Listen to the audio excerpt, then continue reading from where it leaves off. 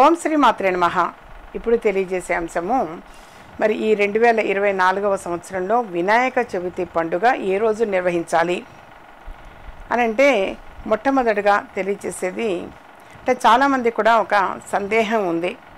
6వ తారీఖు చేసుకోవాలా 7వ తారీఖు చేసుకోవాలా అంటే శుక్రవారం వచ్చిందా శనివారమా అని చెప్పేసి ఇది చాలామందిలో కూడా ఉన్నటువంటి సందేహం. నాకు వ్యక్తిగతంగా అపాయింట్మెంట్ తీసుకొని కలిసిన వాడు కూడా చాలామంది అడిగారు, ఏ రోజు పెట్టుకోవాలమ్మా వినాయక చవితి పండుగ అనేది, ఏ రోజు మేము వినాయకుడిని పెట్టాలి పూజ చేయాలి అని చెప్పేసి.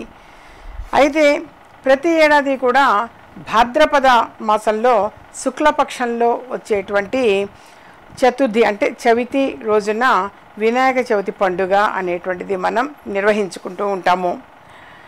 అయితే మనకి జనరల్గా మన సాంప్రదాయంలో లేదా మన హిందువుల పెద్ద పండుగ, హిందువుల పండుగల్లో అతిపెద్ద పండుగ, చాలా శ్రద్ధగా ఇంట్రెస్ట్గా అలాగే చాలా సంతోషంగా భక్తి శ్రద్ధలతో నిర్వహించేటువంటి పండుగ గణేష చతుర్థి అంటే వినాయక చవితి పండుగ.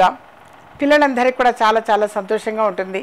బయట మంటపాలు వేయటము, వినాయకుడిని స్థాపించి రోజు కూడా పూజా కార్యక్రమాలు నిర్వహించటము, ఇలాంటివన్నీ కూడా చాలా సంతోషంగా సెలబ్రేట్ చేసుకుంటూ ఉంటారు. అలా విఘ్నాలను తొలగించేవాడు వినాయకుడు. అంతేకాదు దేవుళ్ళందరిలోనూ మొట్టమొదటి పూజ వినాయకుడికే. ఎంతో ప్రాధాన్యత ఉండే వినాయక చవితి పండుగను దేశవ్యాప్తంగా కూడా చాలా చాలా ఘనంగా జరుపుకుంటూ ఉంటారు. అయితే ఈ సంవత్సరం మాత్రం సెప్టెంబర్ నెలలో 6వ తారీఖు 7వ తారీఖు ఈ 2 రోజులు కూడా వచ్చింది.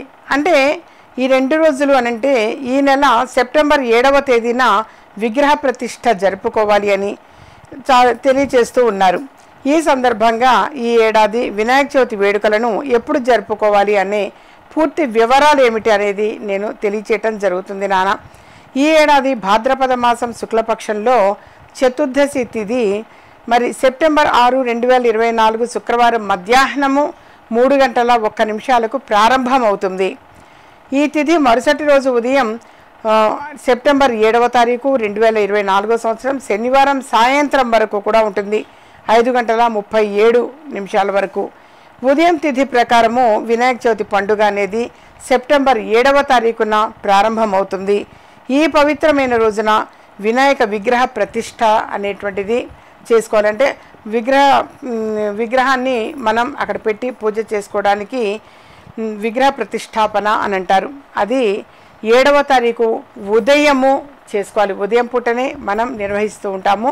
అయితే సూర్యోదయం సమయానికి ఉన్నటువంటి తిథి చవితి తిథి సెప్టెంబర్ నెల 7వ తారీఖు శనివారం రోజున ఉన్నది. సో ఆ రోజు ఉదయమే విగ్రహ ప్రతిష్టాపన అని అంటారు. అంటే మంటపాల్లో కావచ్చు, మన ఇళ్లలో కూడా పాలవెల్లి అనేది కట్టుకొని కూడా మనం పూజ నిర్వహిస్తూ ఉంటాము. మనం గణపతిని చక్కగా ప్రతిమను తీసుకొని వచ్చి పెడుతుంటాము. అది శనివారము 7వ తారీఖు సెప్టెంబర్ 7వ తారీఖు శనివారము ఉదయం పూటనే చేసుకోవాలి. మరి అంతకుముందు రోజు శుక్రవారము 6వ తారీఖు మధ్యాహ్నము ప్రారంభం అవుతుంది కాబట్టి ఆ రోజు లెక్కలోకి రాదు. వాస్తవంగా సూర్యోదయం అనేది మనం పరిగణలోనికి తీసుకోవడం జరుగుతుంది కాబట్టి శనివారము ఉదయం పూటనే మరి విగ్రహ ప్రతిష్టాపన అనేటువంటిది నిర్వహించుకోవటం అనేటువంటిది చాలా చాలా మంచి పద్ధతి. అలాగే విగ్రహ ప్రతిష్టాపనకు మరి అనుకూలమైనటువంటి సమయము అనేది కూడా తెలియచేయండి అమ్మా అని చెప్పి కూడా ఎక్కువ మంది అడిగారు.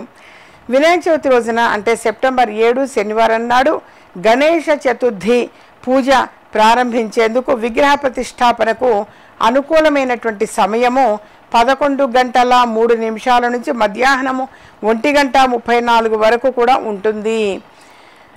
వినాయకుడి ఆరాధనకు మధ్యాహ్నం 2:31 కూడా శుభముహూర్తము అనేది ఉన్నది.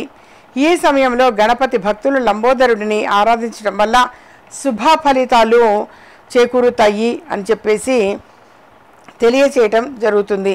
జ్యోతిష ప్రకారం ఈ ఏడాది గణేష చతుర్థి రోజున అనేక శుభయోగాలు ఏర్పడనున్నాయి.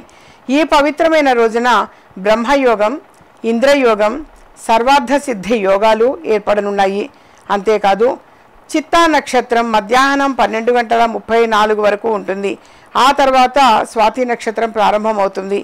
ఈ రోజంతా బ్రహ్మయోగం, సిద్ధియోగం ప్రభావం ఎక్కువగా ఉంటుంది. సర్వార్థ సిద్ధి యోగం మరుసటి రోజు అంటే సెప్టెంబర్ 8వ తేదీ మధ్యాహ్నం 12:34 వరకు కూడా సిద్ధియోగము అనేటువంటిది కలుగుతుంది.